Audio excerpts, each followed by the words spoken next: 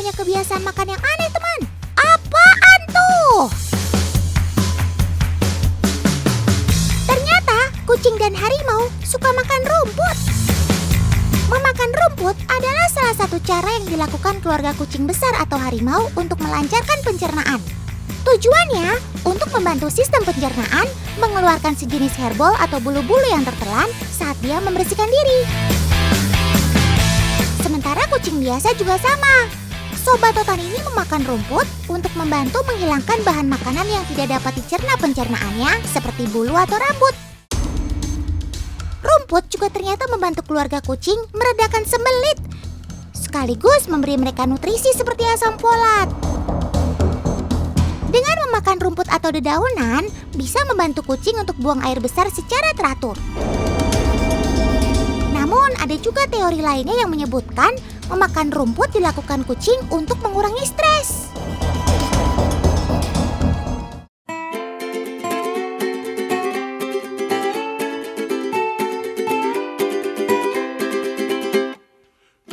Kita lanjut.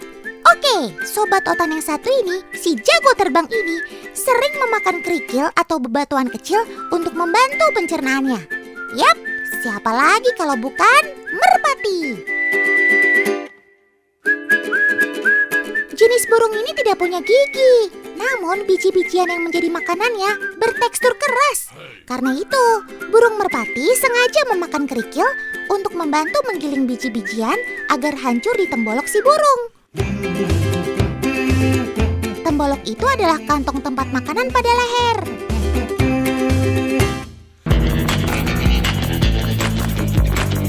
Kebiasaan makan unik ikan archerfish atau ikan sumpit adalah meludahi makanannya. Apa? Iya sih teman, Sobat Otan yang satu ini dikenal karena kemampuan menangkap makanan dengan cara tak biasa, alias meludah. Ketika melihat mangsa, ia akan mengumpulkan air liur dalam mulutnya yang kecil tapi berongga panjang. Setelah itu, ia bersiap meludahi mangsanya yang terlihat berada di atas hewan lain. Setelah serangga terkena semburan air dan jatuh, archerfish secepat kilat akan menangkap serangga itu dengan mulutnya. Wah, wah, wah. Jago juga kamu nembak ya, Sob.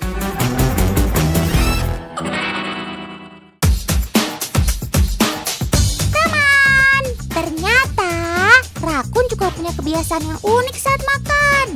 Dia terbiasa mencuci makanannya sebelum makan. Coba ya kita lihat. Apa semua makanan si rakun cuci? Termasuk permen kapas ini juga kah? Sob, Sob, kok permen kapasnya malah dicuci sih? Itu kan sudah bersih. Lucu banget sih kamu, Sob. Pasti nyariin permen kapasnya yang hilang ya?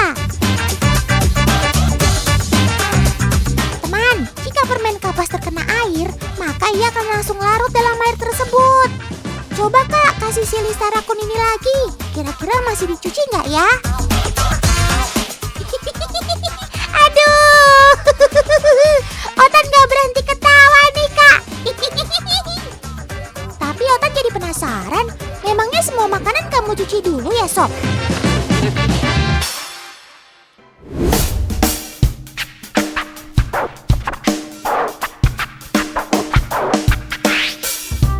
Kali ini Otan mau menaruh makanannya di atas pasir. Tapi di sebelahnya tetap Otan sediakan wadah air untuk mencuci. Ayo Sob, makan siang sudah datang. Sikat! Loh, kok yang ini nggak dicuci sih? Malah langsung dimakan. Padahal itu kan berpasir. Coba kita tunggu lagi ya teman. Apakah makanan kedua akan dicucinya?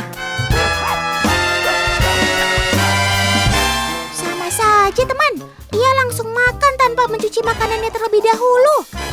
Duh, Otan jadi pusing deh.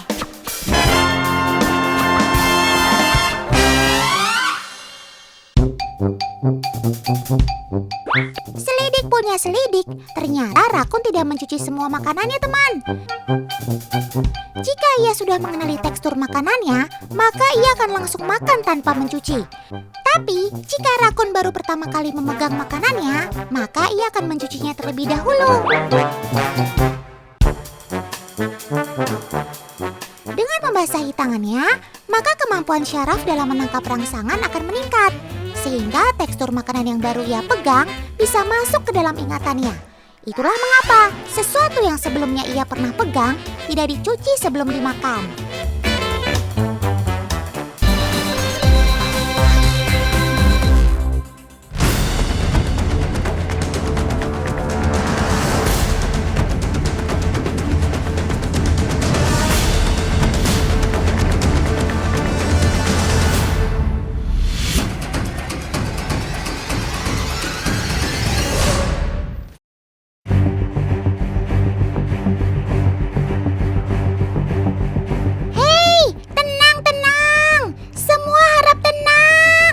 Waduh, ada rame-rame apaan ini ya? Hah? Ada babi ngepet? Walah, ini si babi hutan alias Bagong. Ada babi hutan, ada anjing pemburu juga. Wah, Otan tahu nih, sepertinya Otan datang di waktu yang tepat.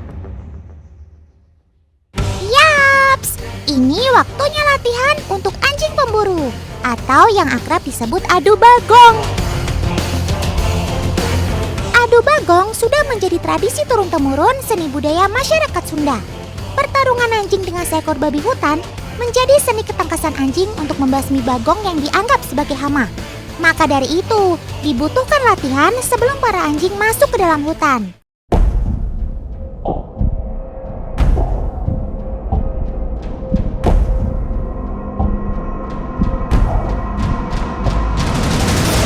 Wah, bau dari babi hutan ini sudah tercium dan memancing semua anjing untuk masuk ke dalam. Sabar, harap antri ya sob.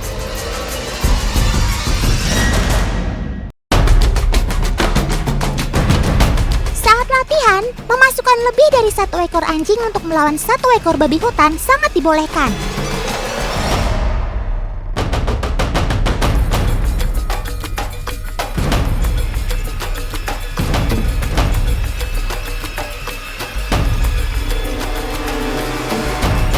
Peraturannya, tunggu hingga anjing berani menggigit, lalu segera dipisahkan.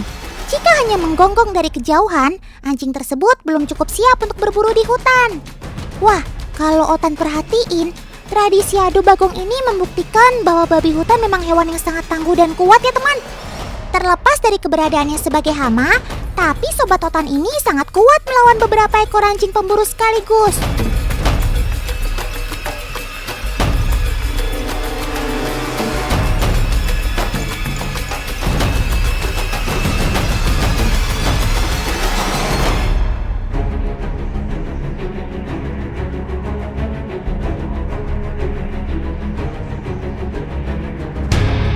Waduh, para anjing ini sudah mulai menggonggong. Itu berarti ada keberadaan babi hutan di sekitar sini. Pemilik anjing akan mengikuti kemana arah peliharaannya pergi. Itu dia bagongnya. Ya, ini saatnya untuk melepaskan para anjing pemburu.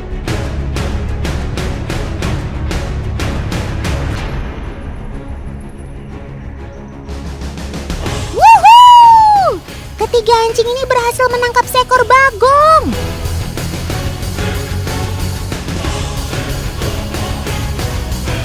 Babi hutan memang masih menjadi salah satu masalah dan musuh para petani karena merusak hasil kebun. Tapi jangan sampai tradisi perburuan ini juga memusnahkan semua populasi bagong ya. Biar bagaimanapun, ekosistem lingkungan tetap harus kita jaga.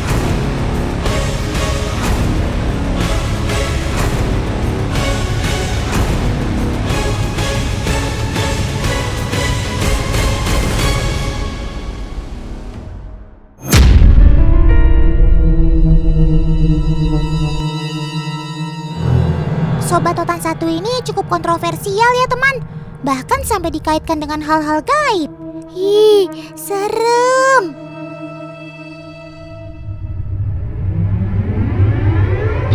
Tapi sebenarnya hewan bermoncong panjang ini gak semenakutkan itu kok. Mamalia satu ini hidup berkoloni dan tersebar hampir di seluruh hutan bagian Eropa, Afrika, dan Asia. Hidung babi bukan sekedar ciri khas identitasnya loh, tapi penciuman, serta fungsinya bisa membantu mereka mencari lingkungannya.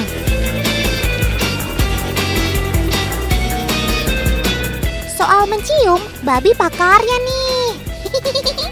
Sebab babi dapat mencium hingga kedalaman 8 meter di bawah tanah. Luar biasa, Bi. Celeng atau babi hutan bisa tumbuh besar loh. Beratnya mampu mencapai 200 kg. Badan besar dan taringnya yang terus tumbuh inilah yang menjadi senjata bagong bertahan hidup di alam. Sama seperti manusia, babi juga berkomunikasi melalui suara. Tapi maaf ya, bahasa ini hanya berlaku untuk sesama babi aja. Otan pun gak ngerti apa yang kamu omongin, Sob.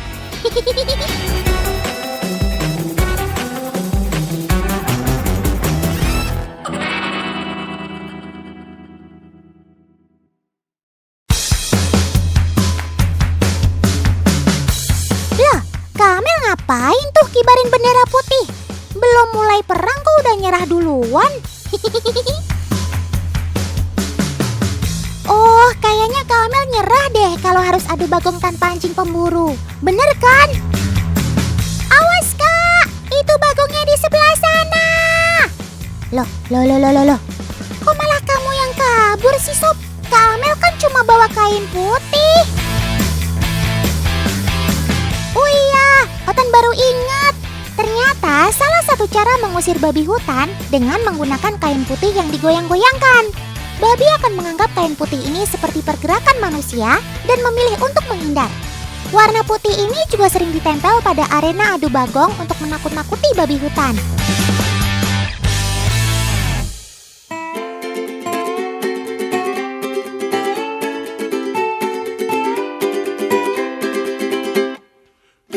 Teman, tahu nggak sih kalau babi hutan itu nggak sejorok yang kalian pikir? Soal makan dia cukup memilih loh. Ih, Kamel nih ternyata yang jorok. Pisang kok dilumurin tanah. Aha, kita kasih ke sobat Otan ini aja yuk. Kira-kira kalau ada 2 buah pisang yang bersih dan kotor, si babi hutan akan pilih pisang yang mana ya? Otan sih lebih pilih pisang goreng. Wah, lihat teman, si Bagong memilih pisang bersih. Memang pada dasarnya babi merupakan hewan bersih kok. Ia akan mencari dan memilih makanan yang segar dan bersih. Hewan pemakan segala ini dapat memakan makanan yang kotor jika tidak ada pilihan lain untuk dimakan. Kasihan juga kamu, Sob.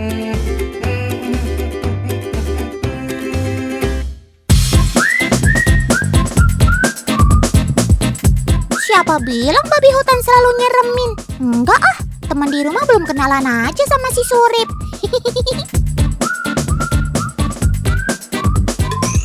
Iya, Surip ini teman lama Otan milik Paman Andik. Wah, gayanya udah cocok masuk klub moge alias motor gede, Sob.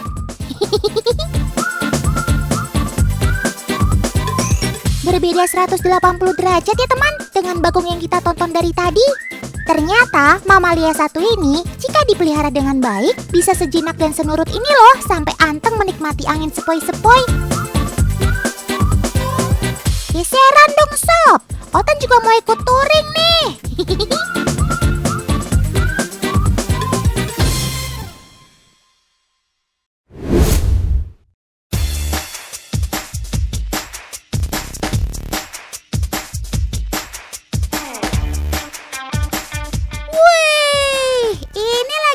Fashion show ya?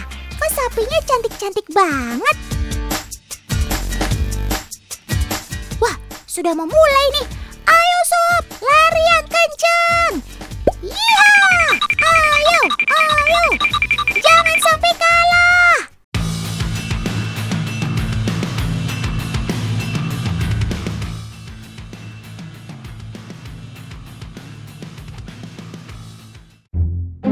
Ya, kok ini larinya santai-santai banget Sob, ini adu kecepatan lari sapi kan?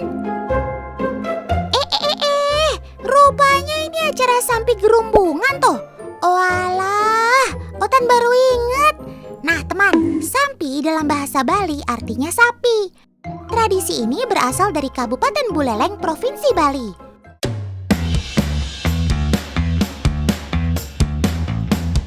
Wede, sombong bener kamu Sob. Nggak ada noleh-nolehnya ke Otan sedikit pun.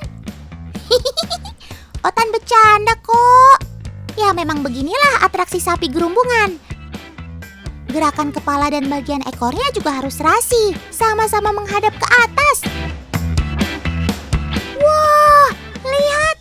Langkah kakinya bisa kompak gitu ya. Hebat. Kalau semua syarat ini terpenuhi, baru deh mereka bisa dibilang sebagai sapi yang handal. Tapi apa rahasianya ya bisa kompak gitu?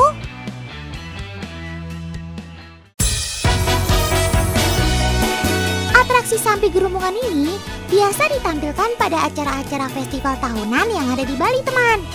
Nah, kalau kalian ke Bali, jangan lupa nonton atraksi ini ya. Seru loh!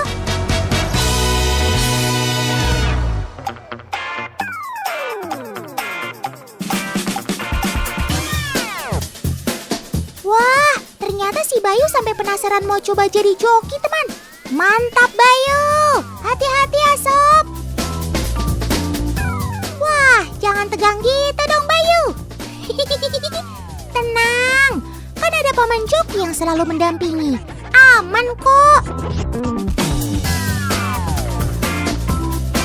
Wah, Bayu keren. Udah kayak joki beneran deh.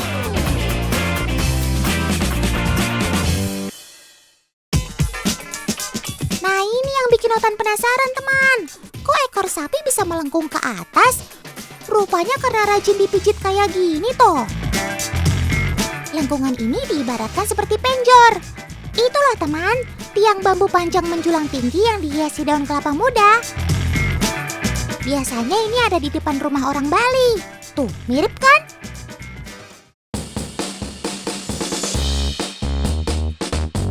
Kalau persiapannya sudah, yuk sekarang saatnya latihan. Yang semangat ya sapi! Sama seperti hewan mamalia anjing atau kucing, sapi juga bisa dilatih kok. Ia juga termasuk hewan yang cerdas, teman. Nah, untuk sapi gerumbungan, biasanya dipilih jenis sapi jantan muda di bawah usia 1 tahun. Ia akan dilatih terus-menerus sampai dewasa. Jadi si sapi bisa ingat deh gerakannya. Ternyata latihannya nggak mudah, teman, untuk menghasilkan gerakan sapi gerumbungan yang indah. Kuncinya, kedua sepasang sapi harus saling kenal dan akur dulu, teman. Baru deh latihannya bisa kompak. Teman-teman di rumah juga yang akur ya. Jangan kalah sama sapi. Setiap latihan, paman dibantu oleh beberapa orang. Ada yang bertugas menjadi joki, ada juga yang bertugas memegang tali untuk mengendalikan gerak langkah si sapi agar kompak dengan pasangannya. Tarikan tali kedua paman ini akan membuat kepala sapi menghadap ke atas saat berjalan. Nah, jika kepalanya sudah menghadap ke atas, maka gerakan kaki sapi pun akan berjingkat. Nah, jika kepalanya sudah menghadap ke atas, maka gerakan kaki sapi pun akan berjingkat. Cakep!